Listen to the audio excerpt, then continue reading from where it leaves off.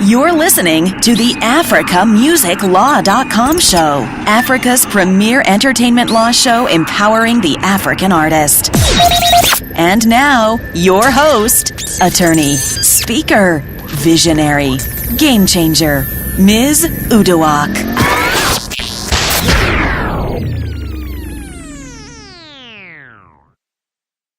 Hey AML people, it's your one and only certified game changer, Miss Uduak. Welcome to the 55th episode of the AfricaMusicLaw.com show. This particular episode marks our final coverage of the National Bar Association's 90th annual convention, which was held in Los Angeles. I had a great time.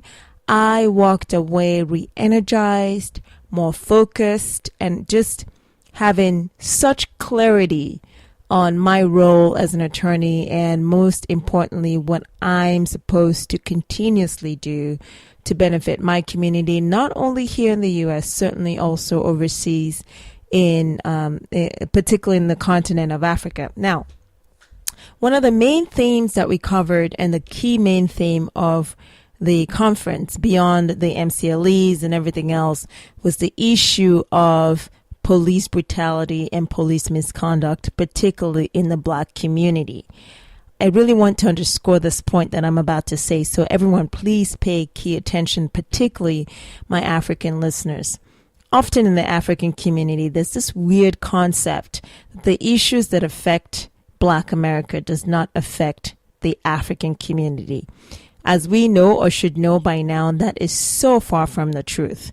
The reality is, at the end of the day, if you reside in the United States of America and you are a Black man or woman, irrespective of your accent, the issues that affect the Black community affect you, bottom line. And in my practice, I certainly have seen this over and over again. I did extensive work as a criminal defense attorney for a while. And just in general, I've seen this. It's a reality. It's truthful. We certainly have also seen it in the news, and the issues that affect the Black community affect the African community. And it's more so underscored as we have first and second generation young Black men who happen to be of African heritage that consistently even denounce anything to do with their culture. They don't really claim that they are Africans unless their parents are around or you visit their homes and then you hear, their parents speaking a different language or whatever. So we should be concerned because we need to be concerned.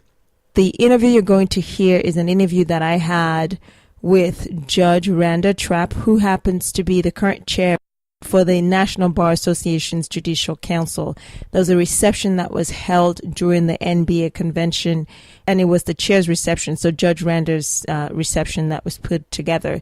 So I had a little talk with her about the specific role of the Judicial Council within the NBA, and then had some other questions affecting the role of the judiciary when we're talking about issues of police brutality and tackling police misconduct, and just in general as well, in terms of some of the issues that face the judicial community, and that would be issues like budget cuts, among other things, and then just generally tips and things that attorneys should be aware of when they're practicing in front of a judge. What is a judge specifically looking for? I think that's always helpful. So listen to the podcast. Remember, do not forget to subscribe if you haven't already.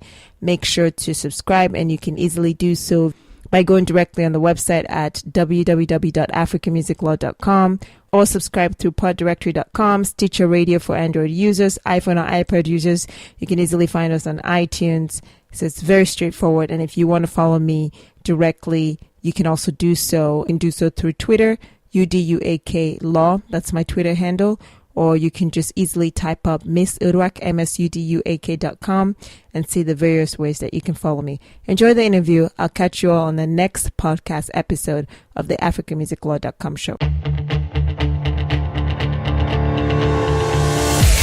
You're listening to the AfricaMusicLaw.com show, Africa's premier music business and entertainment law show, empowering the African artist. Welcome, Judge Randa Trapp. Hi, how are you? I'm well. How about yourself? I'm doing good. It's been one busy NBA. I've really enjoying myself. So thank you for the opportunity to interview you. And so far so good. What I've been observing is an immense respect from your colleagues, even prior to you coming in, talking about you. What is the legacy you think you've set so far that makes them talk so highly of you? Well, the National Bar Association Judicial Council Division is a family, and we've worked well together this year. We've had struggles, we've had successes, but it's like a family, and we all celebrate each other and we all uplift each other. So I'm just honored that my colleagues have embraced me this year and have supported me this year. What does it take to be an effective leader as the chair of the Judicial Council for the NBA, given also the significant impact historically of you holding that position? Well, it takes a lot of very supportive people that are willing to step up when asked. Some of them step forward without even being asked. When they see a need, they step in to fill it. And so I think that's what it takes to be a successful leader, to have people that are willing to follow you, that are willing to support you, and again, willing to uplift you. And I've had all of that this year and more. Okay, so often the question is that of longevity. You have a leader step in, do an amazing job, creates infrastructure, and sometimes it's hard for the baton to be passed on to the next leadership. So what are you hoping the next leadership comes in and takes on and hopefully keeps this wave that you've set going? Well, I am the 44th chair of the National Bar Association Judicial Council. Judge Leonard Murray out of Chicago, Illinois, is following me as the 45th chair. He and I have worked closely together over this last year, so the transition will be smooth. He doesn't have to wrestle away the gavel from me. I willingly and lovingly hand it over today. And last year, we started the NBA Judicial Council Division Scholars Program out of Atlanta. And today at the Judicial Council Luncheon, the Thurgood Marshall Luncheon, I announced that we will continue that program and that I will chair a committee where we will give out scholarships and fellowships, again called the National Bar Association Judicial Council Scholars and Fellows. And after Judge Murray was sworn in, he announced that he has forged partnerships with 4 law schools throughout the country, and that the law schools have agreed to match scholarships that he raises. So that legacy, which is our most important legacy, of being able to provide scholarship monies for the students who are coming up now through law school, will definitely continue next year, and I'm very proud of that. I'm just elated to hear that. I'm a firm believer in just building and lifting as you climb, and to hear that you are that committed and the Judicial Council is that committed to the future generation is absolutely amazing. 3 final questions for you. The first is, this whole theme has been all about, at least some of the events I've attended, has been about equality, tackling police brutality issues, having the legislature involved, having the judicial branch of government in general involved, as well as on a local and federal level. Can you just add to the conversation that we've been having throughout the NBA for the 90th convention on the theme so far so good, and your thoughts about the NBA playing a more significant role to really get our voices heard? Well, I'm very proud of the National Bar Association for being a leader on this issue, but as the judicial branch of the government, of course, we're not allowed to comment on any cases, any pending or impending cases, because we may be called upon to sit in judgment. So while we are supportive of the issue, we are the judicial branch, and we have to make sure that everyone who comes before us knows that we have not predetermined any issue, and that they will have a fair and just opportunity to be heard. So while we support and encourage the NBA in its leadership role, the Judicial Council cannot take any active position on any such issue. Of course, the impartiality and objectivity that you are sworn to maintain under the ethics code. And for everyone listening, that's what our judges reference. And in case you're wondering what's going on, the second or final of 2 questions that I have for you is specifically, since you talk about anyone who comes before you will enjoy the benefit of objectivity overall. Just generally for all lawyers listening, what is your advice, having sat on the bench for as long as you have, to properly present yourself before a court where they can listen to exactly what you have to say, what the lawyers are advocating? Well, the first rule, of course, that every lawyer knows is to be prepared.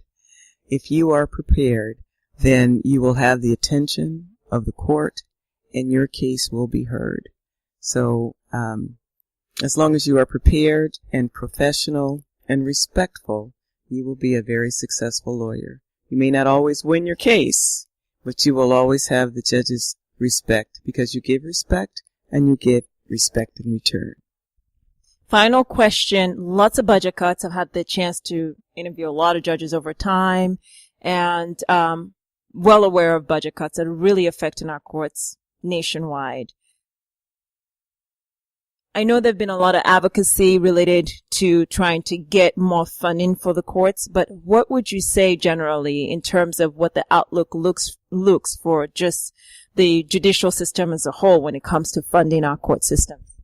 Well, we believe it should be a priority, and access to justice, especially for underserved communities, should be a high priority. So with the budget cuts, the judges are well aware. It takes longer to get your case heard.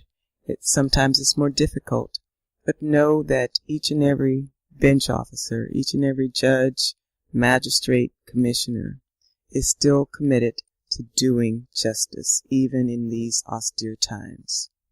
Thank you so much. Congratulations on all of your achievements, on your colleagues coming out here and celebrating you and having wonderful things to say. I think the most important thing is one's reputation, and the fact that yours precedes you even before you got here. Everyone's talking about what a wonderful person you are. So it's good to meet you, and again, congratulations and thanks for the... You're welcome, and thank you so much for your time. Thank you.